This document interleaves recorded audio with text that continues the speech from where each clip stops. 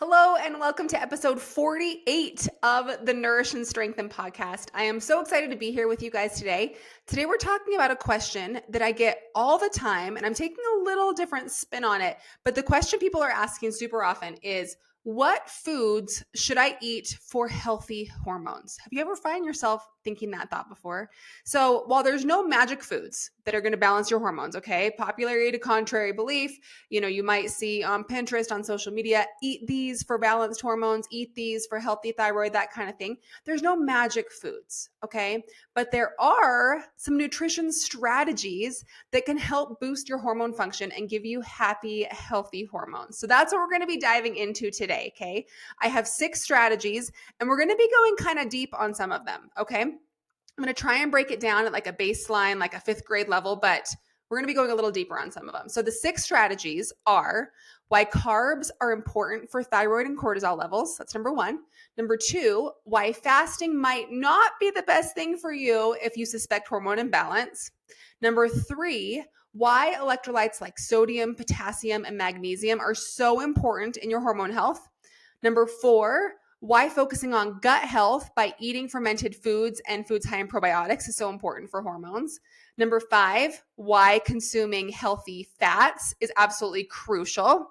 And number 6, the benefits on your hormones from eating mostly Mediterranean. Okay, so those are our 6 main strategies we're going to be talking about.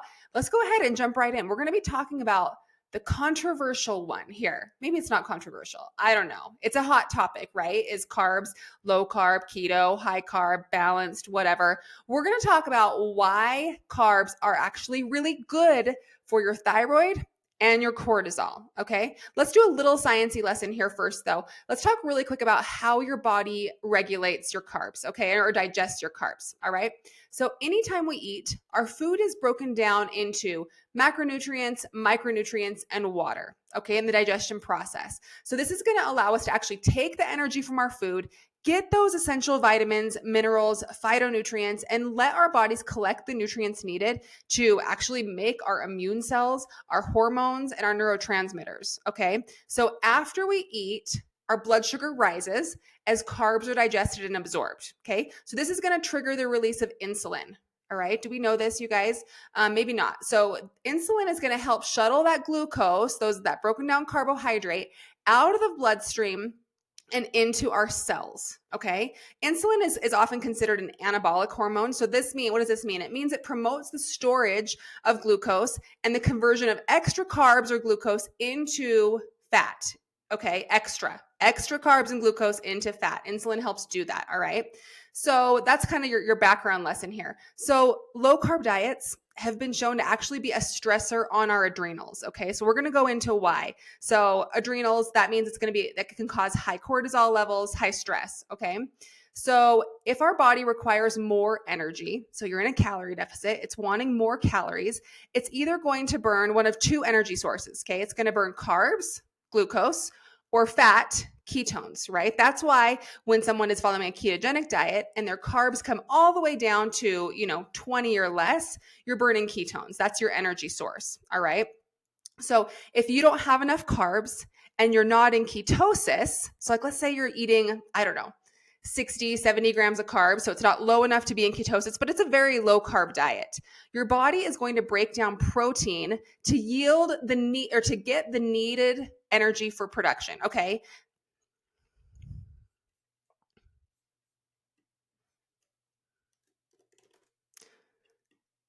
So let's say you're following a low carb diet. You're eating like 60 to 80 grams of carbs. So it's not low enough to be in ketosis. All right. But it's not really enough carbs to provide energy for your body. So what your body is going to do is it's going to break down protein through a process called gluconeogenesis, and it's going to use that for energy. All right. So what hormone is used to facilitate gluconeogenesis? Cortisol. Okay. So the more your body needs to do that, the more your body needs to break down protein for energy from a low carb diet, the higher your cortisol is going to be. Does that make sense, you guys? So that's why it's a stress on the adrenal glands to do really low carb diets if you're not in ketosis. All right. So what is the best way to eat carbs to support your adrenals? That's a great question. So it's not just about the quantity of carbs. You really want to also consider the quality of carbs as well and the timing of when you're eating those throughout the day. Okay. So you want to choose, high fiber carbs. Fiber is going to be really important here.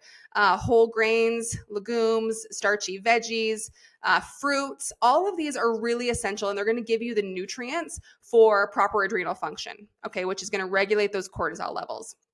Fiber is going to help too. Obviously, it's going to help slow the release of those carbs into the bloodstream, which is going to help your blood sugar stay more stable, right? Another way to help your blood sugar stay more stable is to make sure that you're eating carbs with protein or fat. So that's pretty common, right? Most of us don't just eat a bowl of rice, right? Usually we pair it with some chicken or some fat or, have eggs with toast with eggs, not just like carbs alone. But this is just a gentle reminder. Pair your carbs with a protein or fat, and that's going to help balance your blood sugar as well. Okay. So let's talk about low carb diets and your thyroid. All right. So here are some reasons why carbs are essential for thyroid function. So if you suspect your metabolism is slow and you suspect that it might be due to sluggish thyroid production, cutting carbs is not what you want to do. Okay. So thyroid hormones are going to influence your metabolism, right? T3 specifically is going to have a direct impact on your metabolism and how fast it is. Okay. So restricting carbs can actually decrease your thyroid's ability to produce TSH. Okay. The production of TSH is what stimulates the production of the inactive form of thyroid T4 and that conversion to the active form of thyroid T3. Okay. So it's super, super important. And your carbohydrate intake actually directly influences that production and conversion process. So low carb diets, they kind of mimic a fasting state, right? Your body has to rely on other forms of nutrients for energy, right? And I mentioned gluconeogenesis. That's a big word. That's a process of, making glucose from non-carb sources. Usually that's protein. All right. And so we talked about when we were talking about cortisol just a minute ago, that gluconeogenesis uses cortisol to facilitate that conversion of protein to glucose, right? And so evidence shows that when you're fasting and your body is using gluconeogenesis to create energy, your T3 levels can decrease. All right. So hopefully that made sense. That was kind of a deep dive into why carbs are super necessary for thyroid production, thyroid health, and for balanced cortisol. All right. So let me know if you guys have any questions on that. Let's go into number two. Number two, we're talking about intermittent fasting. Intermittent fasting is all the rage right now, you guys. So many people think it's actually going to help their hormones, but oftentimes intermittent fasting can make your cortisol imbalance worse. So if you are struggling with weight loss, you think it might be hormone related, you think you might lead a high stress lifestyle, a lot of us do. Intermittent fasting is not the way you want to go about weight loss. Okay. So cortisol, it primarily regulates our body's responses to stress, right? So in addition to regulating stress, it also can help us regulate our blood pressure, our blood sugar. It really controls or it influences the breakdown of our macronutrients. So in other words, our metabolism. Healthy cortisol levels have a direct impact on metabolism as well. And when our bodies are under stress, it's going to release more cortisol, but it's also going to release other hormones like epinephrine, which is adrenaline, and norepinephrine during those times of stress. So these hormones are going to increase our heart rate, increase our blood pressure, increase our blood sugar. That's putting us in this state of fight or flight, right? And so a fasting stage, during the fasting part of intermittent fasting, you're obviously not eating food, right? This can trigger an increase in cortisol levels, which is also going to then release the epinephrine, the norepinephrine, and put your body in more of that fight or flight state. Okay. Now let's talk about fasting and hypothyroidism. So low thyroid hormone levels.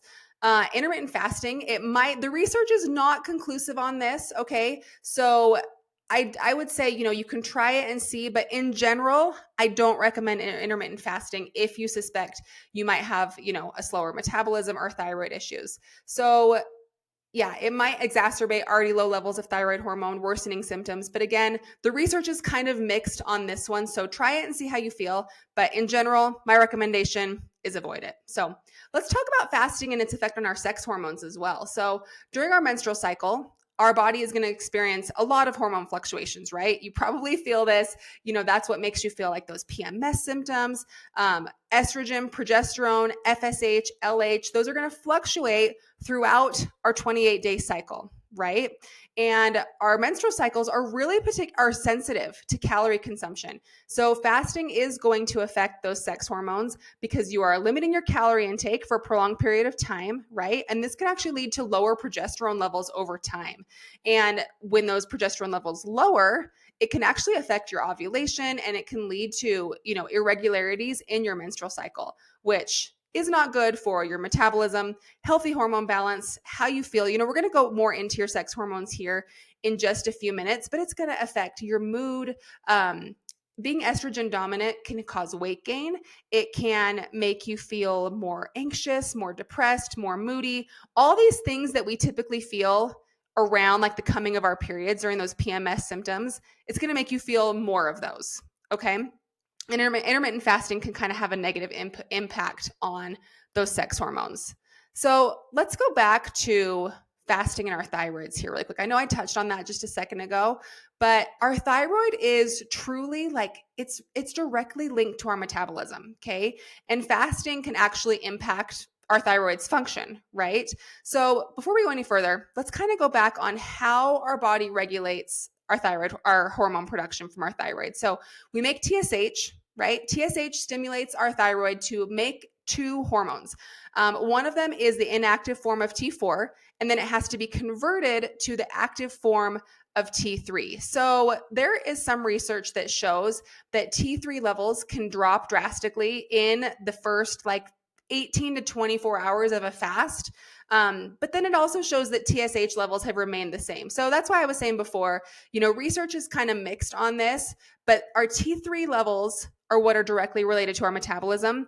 And those can be, manipulated by fasting. So that's kind of why I personally recommend avoiding intermittent fasting if you have suspected thyroid issues. All right, let's move on to electrolytes. Did you guys know that electrolytes, sodium, magnesium, potassium, can influence your hormones? They can. It's true. So another strategy is just making sure you are not completely avoiding salt. Okay. There was a time period for a while, right, where, not salting your food and really, really overly watching your sodium intake was something that we try to do as healthy people, right? I think the tides have kind of turned. Most people realize the importance of, healthy sea salt and how that's so important to our bodies, right? So we're going to kind of go into that here. So like we've said before, so when we eat carbs, we produce insulin, right? Insulin is what helps move that glucose, that blood sugar from your blood into your cells, right? So you might not know though that insulin also helps support sodium balance, okay? It signals to our kidneys to retain sodium. Now that might sound like a bad thing, but our bodies need sodium, okay? So if we don't have a lot of sodium, that is a bad thing. So that's why, maybe if you've ever done keto or if you do a really low carb diet, you have to salt your food even more because your kidneys will flush out more of that sodium when you're not eating a lot of carbs. Okay. Super, super important. Let's talk about magnesium. So like sodium, magnesium is going to help support insulin function as well. So magnesium is super, super important, you guys. It's a cofactor for literally so many systems in the body. Okay. Magnesium is going to support basically everything our bodies do. All right. Getting enough magnesium is really important for your hormones, for overall health. And a lot of us are magnesium deficient. It also affects cortisol balance as well. So cortisol is a type of steroid hormone that binds to nearly every cell in our bodies. Okay. That's called a glucocorticoid. That's a big word, right? So cortisol spikes in our life, they can help us in certain situations, right? If we're about to get hit by a car and it's like, oh my gosh, I have to swerve or whatever, put us in those fight or flight situations. Sometimes it can be helpful, but oftentimes it's not. So chronically elevated cortisol just from our everyday life and our everyday stressors is not ideal. This is where magnesium comes in, you guys. Did you know that magnesium can help lower and balance cortisol? Isn't that crazy? So how it works is magnesium actually can convert cortisol into cortisone, which is an inactive compound in our bodies. So it's not going to bring our cortisol levels too low, but if our cortisol levels are high, it can help balance that out. So with these, what can we do with this information? So some research backed targets, guys, for your electrolytes are about 4 to 5 grams of sodium, about 3.5 to 5 grams of potassium a day, and about 400 to 600 milligrams of magnesium a day. Okay, so you can figure out your baseline by tracking your food. In this kind of situation, I would track all your vegetables and stuff as well to figure out how many of these minerals you're getting in. Optimize them by your diet first, and then go ahead and supplement as needed to hit those targets. So make sure you're salting your food too. That's going to really help you get up to that healthy, necessary levels of sodium. All right, let's move on to the next one. Gut health, guys. We're going to talk about eating fermented food and life culture. So our guts and our endocrine systems are super intertwined. So if you have any gut issues like bloating, gassiness, constipation, distension of your abdomen, even like excessive burping and excessive like gurgling, your hormones might be affected negatively. So one of the easiest and simple ways to improve your gut microbiome is by eating fermented foods. So things like sauerkraut, pickled veggies, kimchi, kombucha, and things like yogurt and kefir with live active cultures are really, really helpful. So our healthy gut microbiome actually really controls your gut health by communicating with your intestines, helping you digest your food, and it prevents the unhealthy bacteria from sticking to our intestinal walls, okay? So a good healthy gut is really the first step and like the baseline level we need to look at for happy hormones, okay? So if you've got a lot of those gut issues, I would definitely recommend focusing more on that, okay? Another one, this one's big, you guys, this one's big, and that is consuming enough healthy fats, okay? So important. Fats are the lifeline of happy, healthy hormones, okay? And really a lot of it stems back to how omega-3s can really have a direct result on reducing inflammation, okay? Healthy fats and reducing inflammation go hand in hand. But these omega-3s, guys, they help. They're crucial for the function of our brain, our lungs, our eyes, our blood vessels, our hormones, our immune system, our muscle. You might remember like back in, I don't know, the 80s when it was like Snackwells. Do you guys remember Snackwells? When it was low fat, fat-free, everything, right? Yeah, we don't want to do that, okay?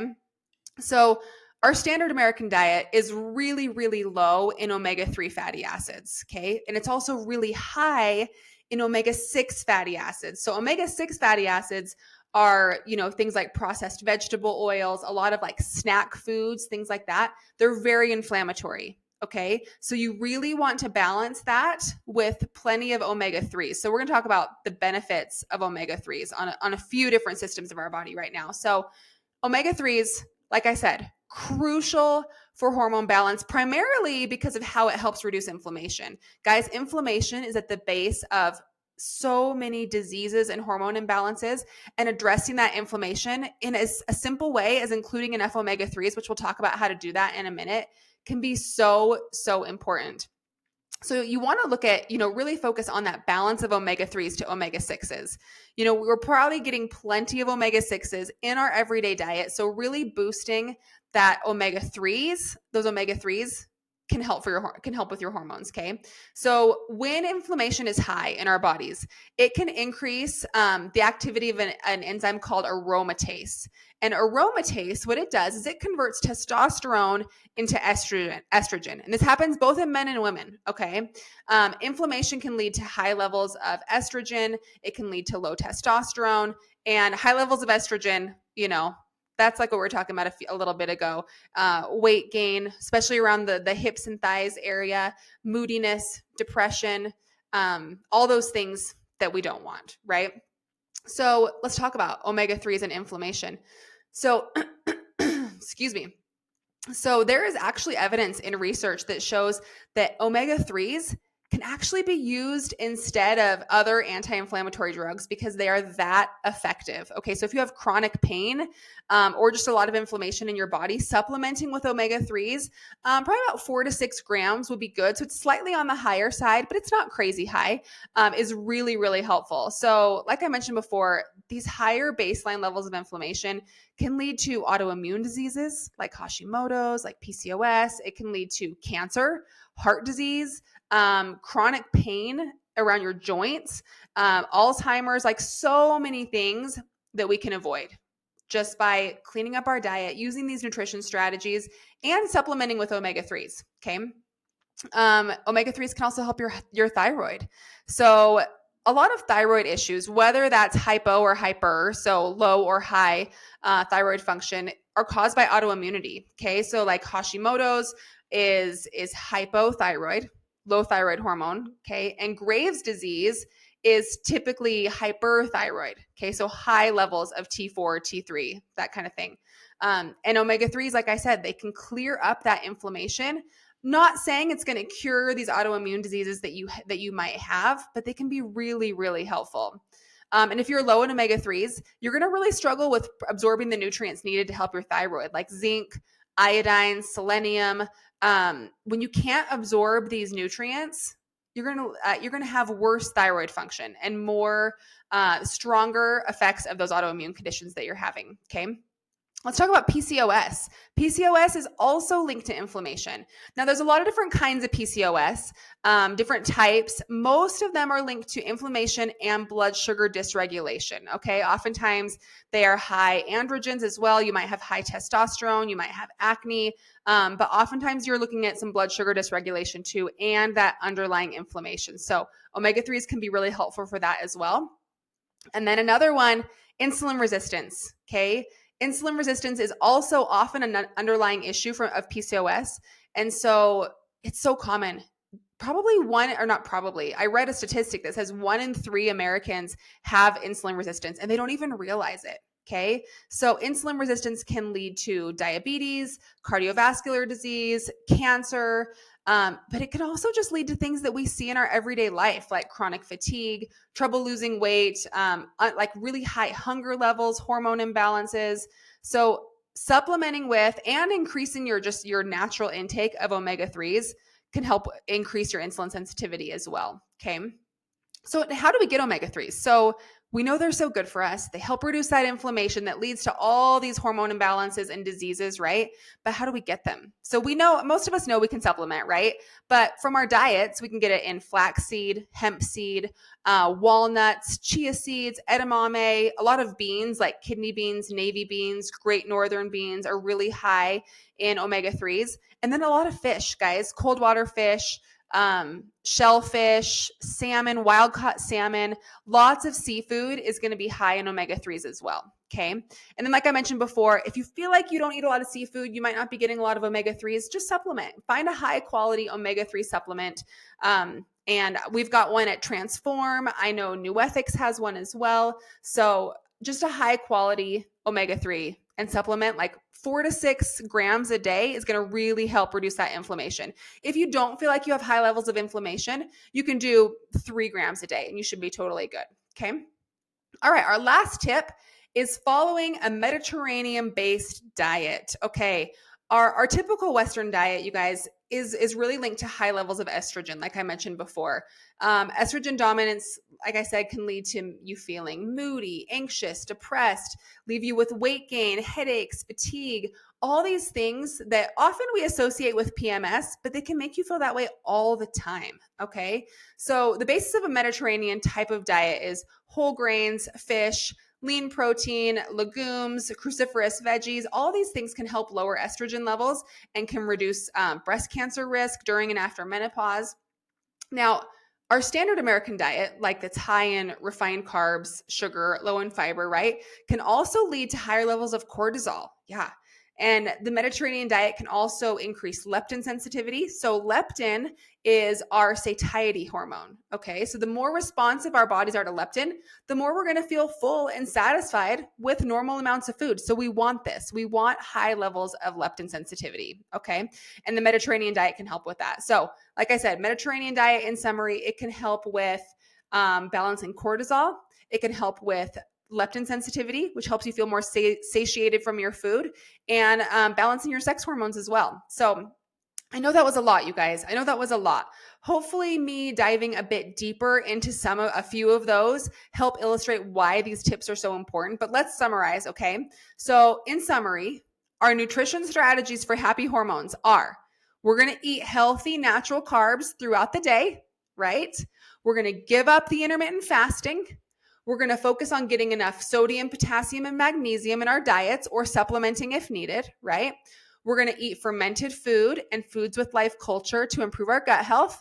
We're going to eat plenty of omega-3s or supplement.